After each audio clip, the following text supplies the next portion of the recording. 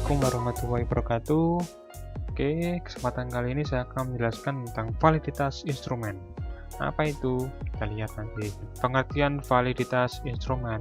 Instrumen merupakan suatu alat yang memenuhi persyaratan akademis sehingga dapat dipergunakan sebagai alat untuk mengukur suatu objek ukur atau mengumpulkan data mengenai suatu objek. Validitas berasal dari kata validity yang mempunyai arti sejauh mana ketepatan atau kecermatan suatu instrumen pengukuran tes dalam melakukan fungsi ukurnya. Validitas adalah suatu ukuran yang menunjukkan tingkat keabsahan suatu alat ukur. Valid berarti menunjukkan alat ukur yang digunakan untuk mendapatkan data itu benar ya, atau valid. Sehingga valid berarti instrumen yang dapat digunakan untuk mengukur apa yang seharusnya diukur. Simpelnya gini, misalkan untuk kalkulator, misalkan kita hitung dicoba 5 dikali 2 hasilnya 10, oh benar, dia dikatakan valid. Coba yang lain 7 kali 2 14, dicoba semua ternyata benar, maka valid. Seperti itu. Validitas merupakan derajat ketepatan antara data yang terjadi pada objek penelitian dengan daya yang dapat dilaporkan oleh peneliti. Dengan demikian, dapat dikatakan bahwa data yang valid adalah data yang tidak berbeda antara data yang dilaporkan oleh peneliti dengan data sesungguhnya yang terjadi pada objek penelitian. Nah, validitas menunjukkan sejauh mana alat ukur itu mengukur apa yang ingin diukur. Misalnya kita ingin mengukur berat suatu benda, maka kita harus menggunakan timbangan. Tidak mungkin kita menggunakan kalkulator ya buat timbangan ya. Pasti hancur itu. Timbangan adalah alat ukur yang valid bila dipakai untuk mengukur berat, beras dan daging dan sebagainya lah. Timbangan menjadi tidak valid bila digunakan untuk mengukur panjang atau jarak tempuh. Nah, bila panjang suatu benda ingin diukur, maka harus menggunakan meteran. Meteran adalah pengukur yang valid bila digunakan untuk mengukur panjang karena meteran digunakan untuk mengukur panjang. Gitu. Ini jenis-jenis validitas instrumen. Nah, sebelum lanjut, ini. Misalkan kalian akan melakukan sebuah penelitian, misalkan tentang pembuatan LKS siswa atau buku pembelajaran dan sebagainya, atau media juga bisa dan sebagainya itu ya. Nah, sebelum diuji, maka harus dicek dulu validitasnya dan reliabilitasnya. Validitasnya seperti yang tadi sebelumnya, datanya harus sah, seperti itu ya. Lalu reliable, artinya dalam jangka waktu tertentu atau dan seterusnya, instrumen yang digunakan harus sama datanya yang kita gunakan pada saat itu. Maksudnya seperti ini, misalkan kalkulator lah simpelnya.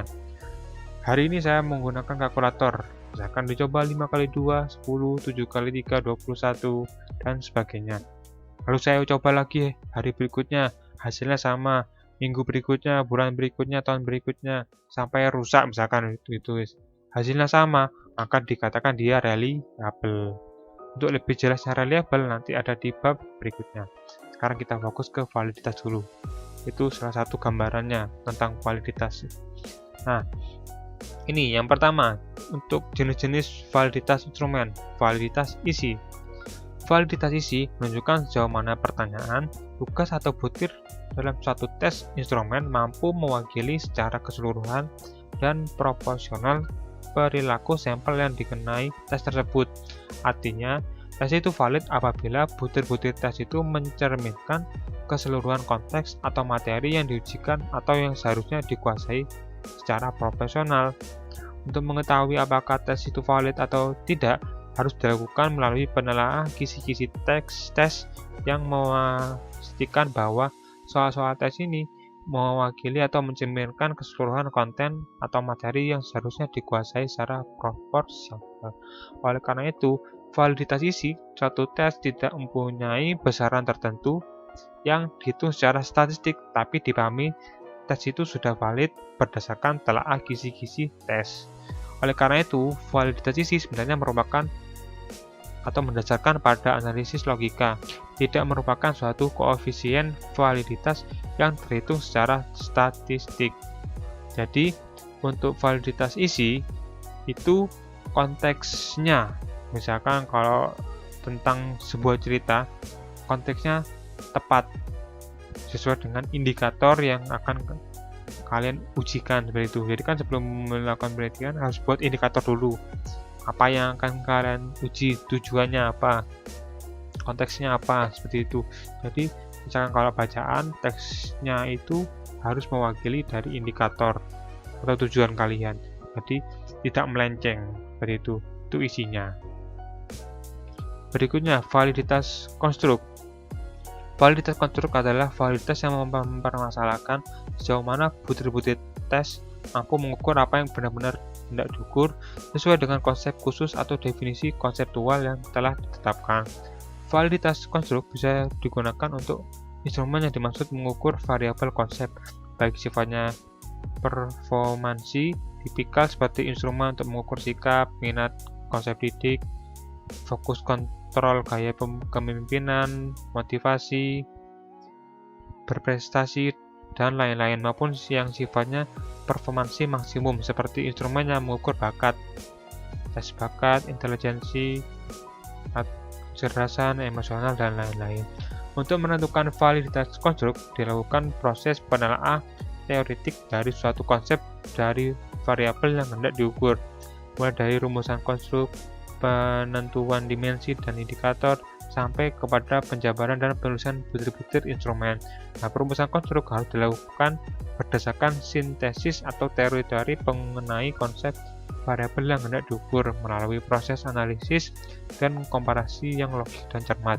Misalnya, jika peneliti akan melakukan penelitian yang bertujuan ingin mengungkapkan sikap, pandangan, dan kecenderungan kelompok masyarakat tertentu terhadap kehidupan politik di Indonesia. Butir-butir pertanyaan yang diajukan dalam instrumen penelitian, misalnya yang berupa daftar angket, harus sesuai dengan teori tentang sikap, pandangan, kecenderungan masyarakat terhadap suatu masalah. Dengan demikian, butir-butir pertanyaan ini dapat dipertanggungjawabkan secara keilmuan dan bidangnya. Untuk itu, sebagaimana halnya dalam validitas isi, butir-butir pertanyaan juga harus ditelaah oleh yang ahli di bidang bersangkutan. Dengan kata lain, uji validitas konstruk dilakukan dengan cara expert atau judgment. Itu ya. Jadi untuk yang pertama ada validitas isi, berarti dia tentang konteksnya. Lalu ada validitas konstruk, itu mengenai tentang teori-teorinya, apakah benar, misalkan kalau dalam bacaan tersebut sesuai dengan kaidah-kaidah ilmu yang sudah ada, seperti itu ya. Jadi tidak melenceng dengan teori-teori yang sudah ada. Jadi kita tidak membuat teori-teori yang baru, tapi menggunakan teori-teori yang lama, kecuali S3 itu baru bisa kita menggunakan atau membuat sebuah teori baru seperti itu, atau mengembangkan teori yang lain. Berikutnya, validitas empiris atau validitas kriteria. Validitas empiris adalah validitas yang ditentukan berdasarkan kriteria, baik kriteria internal maupun kriteria eksternal. Validitas empiris diperoleh melalui hasil uji coba tes kepada responden yang setara dengan responden yang akan dievaluasi atau diteliti. Nah, kriteria internal adalah tes atau instrumen itu sendiri yang menjadi kriteria, sedangkan kriteria eksternal adalah hasil ukur instrumen atau tes lain di luar instrumen itu sendiri yang menjadi kriteria. Ukuran lain yang sudah dianggap baku atau dapat dipercaya dapat pula dijadikan sebagai kriteria eksternal. Nah, validitas yang ditentukan berdasarkan kriteria internal disebut validitas internal, sedangkan validitas yang ditentukan berdasarkan kriteria eksternal disebut validitas eksternal. Nah, validitas internal merupakan validitas yang diukur dengan besaran yang menggunakan tes sebagai suatu kesatuan. Sebagai kriteria untuk menentukan validitas butir dari tes itu. Sedangkan internal diperlihatkan oleh seberapa jauh hasil ukur butir tersebut konsisten dengan hasil ukur tes secara keseluruhan. Oleh karena itu, validitas butir tercermin pada besaran koefisien korelasi antara skor butir dengan skor total tes. Jika koefisien korelasi skor butir dan skor total tes positif dan signifikan, maka butir tersebut valid berdasarkan ukuran validitas internal.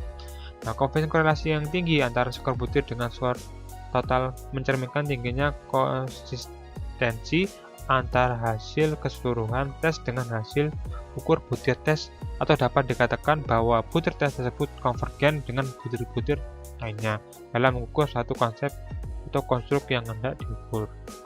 Nah, di sini ada validitasnya yang internal, dan di sini ada yang internal dan eksternal. Kesimpulannya gini, kalau internal berarti tentang konteks dalam instrumen tersebut. Misalkan kalian mengujikan LKS, nah berarti dia menunjukkan hasil yang positif. Nanti bisa diuji dengan korelasi di bab-bab berikutnya. Ini ada tabel korelasi positif dan sebagainya, bisa kalian lihat sendiri nanti ya. Nah, itu masalah internal. Kalau eksternal bagaimana? Itu masalah internal. Kalau eksternal bagaimana? Eksternal itu di luar dari kontrak instrumen. Misalkan, apakah mungkin waktu mengerjakan ada anak yang sakit perut atau bagaimana, atau mungkin anak itu grogi atau bagaimana. Jadi hal-hal yang di luar faktor internal atau instrumen tersebut. Contoh lagi misalnya untuk yang eksternal ya, misalkan akan meneliti kelas, ternyata ada anak yang les dan ada yang tidak, itu faktor eksternal.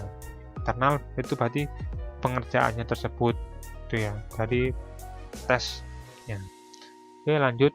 Pengujian validitas instrumen mendefinisikan secara operasional konsep yang akan diukur, melakukan uji coba skalar pengukuran tersebut pada sejumlah responden, mempersiapkan tabel tabulasi jawaban, menghitung korelasi antar masing-masing pernyataan dengan skor total dengan menggunakan teknik korelasi persen product moment. Yang rumusnya ini. Ini ya. Nah, untuk validitas internal itu biasanya diujikan kepada kelas kecil. Itu misalkan kalau kalian menggunakan penelitian instrumen sebelum ke kelas besar, diuji dulu ke kelas kecil gitu. Jadi tahapannya yang pertama konteks atau isinya, yang kedua apakah sesuai dengan konsep-konsep yang ada, dan yang ketiga diuji ke kelompok-kelompok kecil seperti itu, beberapa kelompok. Apakah sesuai dengan yang kita inginkan, baru kita uji ke kelompok besar gitu. Ini untuk R hitung. Nah ini ya, R hitung berarti koefisien korelasi, sigma SI jumlah skor item, sigma YI jumlah skor total, dan jumlah responden. Nah, lalu kita menguji dengan uji T. Ini rumusnya ya, R akar N-2 per R akar 1 min R. T nilai hitung, R koefisien korelasi yang hitung, N jumlah. Kita menggunakan alfa 0,05. Untuk DK rumusnya N-2. Ini kaidah keputusan, T hitung lebih dari T tabel valid, kurang dari tidak valid. Nah ini indeks korelasi nya ini ya, bisa membaca sendiri. Karena tidak valid. Contoh pengujian validitas instrumen. Variabel motivasi belajar siswa. Ada 10 responden, ada 6 pertanyaan. Ini ya. Y total yang ke samping ya, kanan, X yang ke bawah. Itu ya, berarti yang ini 20 dapat dari mana? Dari 3, 5, 3, 4, 4, 1 dijumlahkan dari nilai total responden ke bawah per item pertanyaan. Ini hasilnya. Maka menjawab, menghitung harga korelasi setiap butir dengan rumus persen product moment. Nah, yang pertama kita pecah dari data yang tadi, kita pilih-pilih item pertanyaan nomor 1. Ini kita ambil X nya saja, ini Y nya diambil, Y nya sama ya, Y nya ini satu, yang ini kita ambil, ini sama yang ini yang pertama. Lalu di X ini ya, X dikuadratkan, Y dikuadratkan, masing-masing dikalikan, dijumlah, dihitung ke rumusnya yang tadi itu berarti kan N-nya 10 dikali 811 ini XY dikurangi sigma X dikalikan sigma Y akar N-nya 10 sigma X kuadrat, totalnya tadi dikurangi sigma X kuadrat. Nah, bedanya di mana? Kalau yang ini dikuadratkan dulu baru dihitung, yang ini dijumlahkan dulu baru dikuadratkan. Gitu ya. Ini juga sama, ketemu 0,765. Nomor 2, 3, 4, masing-masing dihitung, 5, 6, karena ada 6. Nah, berikutnya, menghitung dengan T hitung tadi ya. T hitung berarti R-nya 0,765 yang pertama dari perhitungan sebelumnya, akar 10 min 2 per 1 min 0,765 nih ya, ketemunya ini. Begitu juga yang lain. 1, 2, 3, 4, 5, 6 diuji masing-masing. Lalu kita menghitung tabel dengan rumus T tabel itu ini 1 min setengah alfa. Ini alfanya 0,05, dekanya 8 karena banyak datanya 10 tadi ya. 10 dikurangi 2, 8. Kita menggunakan uji satu pihak maka diperoleh T tabelnya 1,86. Coba kita cek. Nah, ini T tabel tadi DK-nya adalah 8. Alfa yang digunakan adalah 0,05. Sini yang kita gunakan 1 ekor. Ketemu 1,860. Iya, 1,86. Angka keempat, membuat keputusan dengan membandingkan T hitung dengan T tabel. Kaidah keputusan. Jika T hitung lebih dari tabel, maka valid. Jika T hitung kurang dari T tabel, maka tidak valid. Ini korelasi hitungnya. Ini harganya, ini tabelnya. Kita cek. Ini lebih dari, maka valid. Kurang dari, tidak valid. Ini tidak valid, valid, valid, dan ini tidak valid. Nah, ternyata ada berapa ini? 1, 2, 3 item yang valid. Dari hasil coba instrumen penelitian diperoleh kesimpulan bahwa dari 6 item ditemukan 3 item yang valid. Nomor 1, 4, dan 5. Ya, 1, 4, dan 5. Itu bisa digunakan. Sedangkan tidak valid bisa diperbaiki atau dihapus seperti itu diganti yang lain. Nah, jika ada pertanyaan langsung di grup WA. Semoga bermanfaat. Saya akhiri. Assalamualaikum warahmatullahi wabarakatuh.